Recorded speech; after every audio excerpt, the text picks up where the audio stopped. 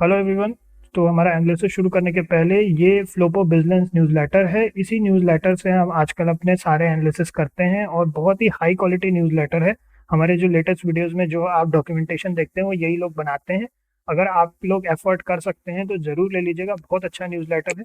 इनके अपने कुछ अभी रिसेंट टाइम्स में जो हमारे पास इनकी तरफ से ये मेल पर आता है, बाय द वे इनके न्यूज़लेटर के जो डॉक्यूमेंट है ये इन्होंने बहुत अच्छा फाइनेंशियल कॉन्सेप्ट्स को एक्सप्लेन करने का डॉक्यूमेंट बना करके भेजा था। ये आपको अभी रिसेंट टाइम्स में हम एक्सप्लेन कर देंगे आगे चल करके। इससे आपको ना कोई भी कंपनी की profit and loss account, trading account, balance sheet या बोलना चाहिए पूरे फाइनेंशियल स्टेटमेंट्स को कैसे पढ़ना है, कॉन्सेप्ट्स को कैसे समझना है, वो आपको समझ में आएगा। कंपनी की हेल्थ समझ में आएगी उनको पढ़ करके, ठीक है। तो और भी चीजें ये लोग बताते हैं, रेड फ्लैग रिपोर्ट वगैरह रिलीज करते हैं। अगर आप लोग एफर्ट कर सकते हो जरूर ले लीजिएगा, ठीक है। चलिए तो फिर अपना एनालिसिस शुरू करते हैं।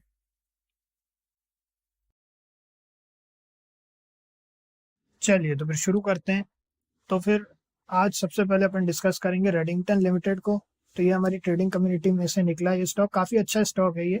तो अभी काफ़ी समय से थोड़ा सा ये दिक्कत कर रहा था, लेकिन अपन चलिए अपन ओवरऑल डिस्कशन में आपके साथ में बताएंगे क्या है क्या नहीं है। Market by the way open है और आज स्टॉक ने अच्छी रैली की है अपसाइड की। तो अभी करंट प्राइस चल रहा है 158 रुपीज़ का, बुक वैल्यू है 88.6 रुपीज़ की। रेडिंगटन जो है वो 1993 में बनी हुई कंपनी है और ये जो है ये company supply chain solutions provide करती है इंटरनेशनल कंपनीज को और इंडिया में भी कई कंपनीज को। और ऐसे काफ़ी अच्छी कंपनी है। अगर देखा जाए इनकी सर्विसेज के तौर पे देखें तो बड़ी बड़ी कंपनियों के साथ एसोसिएटेड है, एप्पल, नोकिया, AWS के साथ में and all, red hat and SanDisk and McAfee मानी जानी कंपनियां हैं ये। उनको ये सप्लाई चेन सॉल्यूशंस प्रोवाइड करते हैं। एक और चीज़ अगर अपन देखें यहाँ पे तो इनके इंटरनेशनली भी इनके टाइज हैं, जो कि इंटरनेशनल टाइज में इन्होंने बताया था। इंटरनेशनल टाइज के बारे में यहाँ पे जैसे दिया हुआ है कि major presence in Turkey, UAE, Singapore, Saudi Arabia, Nigeria, Qatar, in global market, मतलब ग्लोबल मार्केट में भी इनके टाइज हैं। चलिए चलते हैं देखते हैं।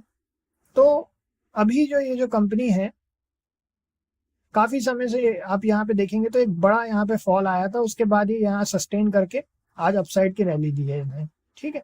अगर प्रोज की बात करें, इसमें कौन से इन्होंने कुछ नहीं लिखा है। प्रोज में देखें तो stock is providing good dividend yield, अच्छी डिविडेंड यील्ड प्रोवाइड कर रहा है।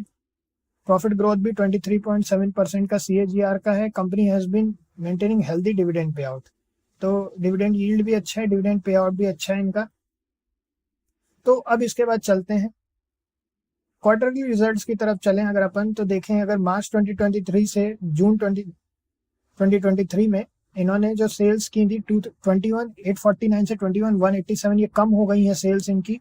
एक्सपेंसेस इनके कम हो गए, एक्सपेंसेस भी। अगर ऑपरेटिंग प्रॉफिट की बात करें तो 543 से 419 करोड़ का हो गया, जो कि कम हुआ है। ऑपरेटिंग प्रॉफिट मार्जिन परसेंटेज 2% का उतने का उतना ही है। अदर इनकम जो है वो बढ़ी है। इंटरेस्ट 92 से 88 हो गया। डेप्रिसिएशन की बात करें तो 43 से 42 हो चुका है। प्रॉफिट बिफोर टैक्स 455 करोड़ से 352 करोड़ हो गया।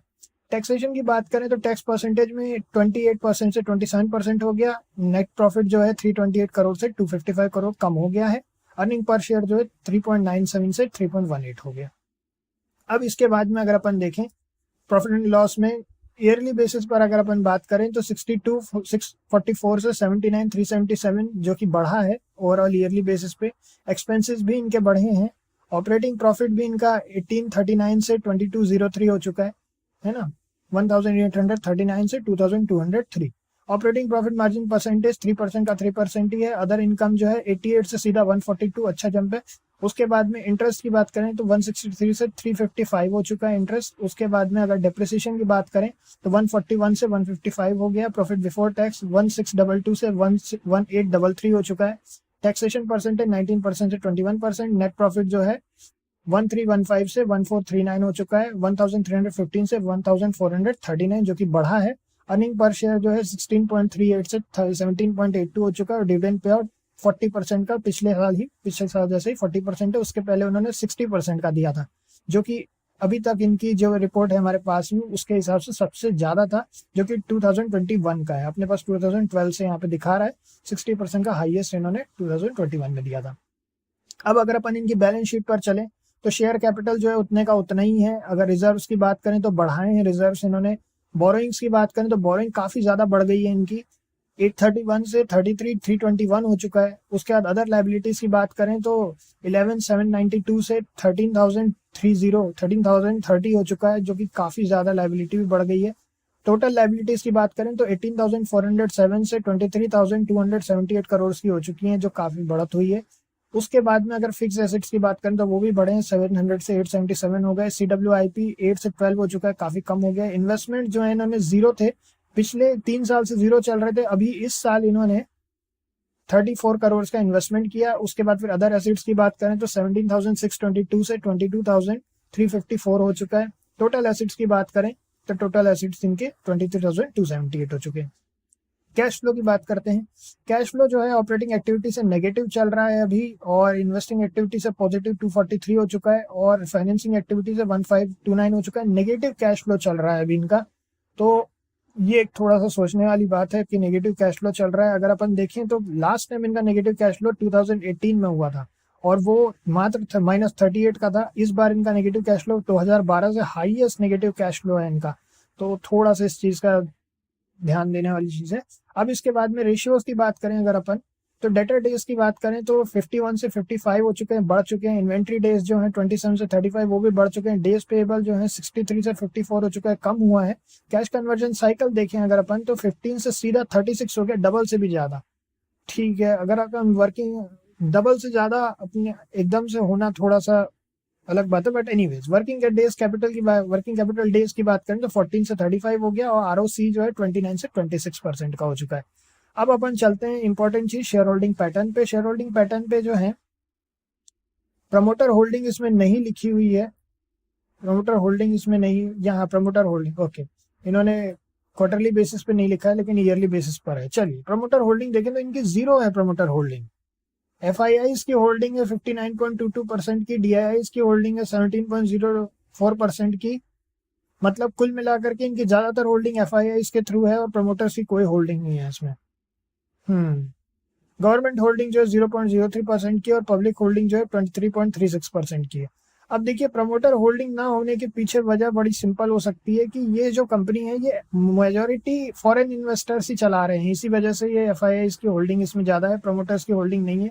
बट खैर चलिए, इससे अपने को एक आंकड़ा नहीं मिल पाया कि प्रमोटर्स का क्या भरोसा है कंपनी पे, क्या है क्या नहीं है। बट अपन एक आइडिया लगा सकते हैं अगर अपन इसमें चलें वापस थोड़ा सा, तो FIIs क्या कर रहे हैं। तो FIIs ने अपनी होल्डिंग थोड़ी सी कम की है, लेकिन जो मार्च 2022 से मार्च 2023 में इन्होंने काफी अच्छी बढ़त की थी, उसके बाद फिर थोड़ा सा कम किया है होल्डिंग को। तो जो सबसे हाईएस्ट होल्डर है उनके बेसिस पे अपन बात करें तो थोड़ा सा कम किया है, और प्रमोटर्स का वही जीरो का जीरो ही है। प्रमोटर होल्डिंग जो थी 2017 के बाद से कुछ भी नहीं है। ठीक, चलिए चलते हैं। अब अपन चलते हैं इनके चार्ट पे।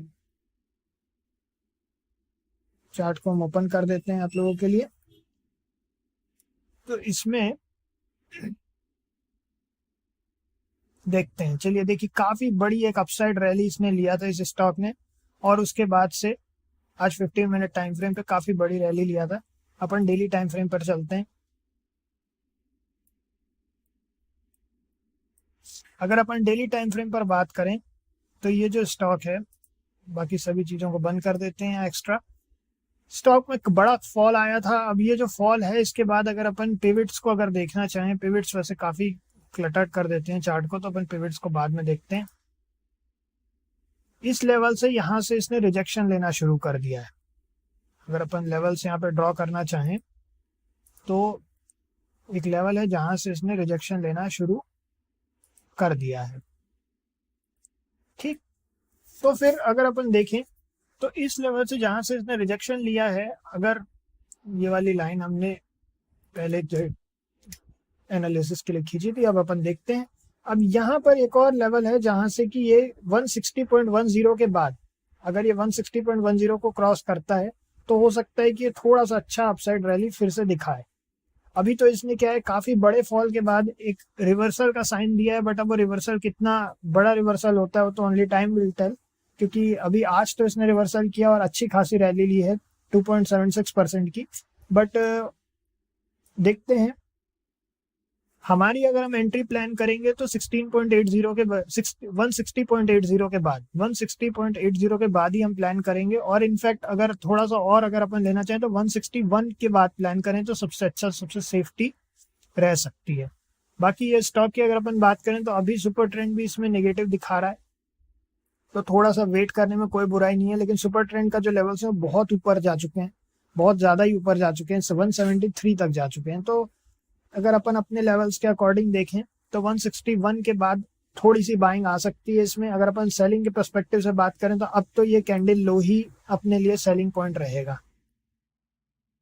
अगर अपन थोड़ा सा इधर देखें तो ये कैंडल लो जो है, मतलब कि आपका 153.10, ये हमारे लिए सेलिंग का एक बेस बन सकता है 153.10। उसके बाद हो सकता है फिर थोड़ा सा और फॉल आए। बाकी अदर देन दैट इतना ही है इसमें। तो 161.00 और ऊपर के साइड के लिए और नीचे की साइड के लिए 153 फिर से बता देते हैं हम लोग को 153.10। तो इतना ही है। बाकी इसी तरह हम अपनी एंट्री एग्जिट प्लान करेंगे। अपना भी अपनी पोजीशन साइजिंग का हमेशा ध्यान रखिए, स्टॉप लॉस का ध्यान रखिए। चाहे कितनी अच्छा एनालिसिस हो, बिना पोजीशन साइजिंग के कोई भी एनालिसिस काम नहीं करेगा, क्योंकि आपके लॉसेस बड़े हो जाएंगे अगर आपकी पोजीशन साइजिंग सही नहीं रहेगी। ठीक है। और स्टॉप लॉसेस का हमेशा ध्यान रखिए। इस तरह के स्टॉक्स में या कोई भी स्टॉक में अगर आपका स्टॉप लॉस फिक्स नहीं है तो पहले उसको तय करके ही एंट्री कीजिए और आराम से अपना ट्रेड कीजिए रिलैक्स होके। ठीक है, चलिए इतना ही है, नेक्स्ट में मिलते हैं। ओके।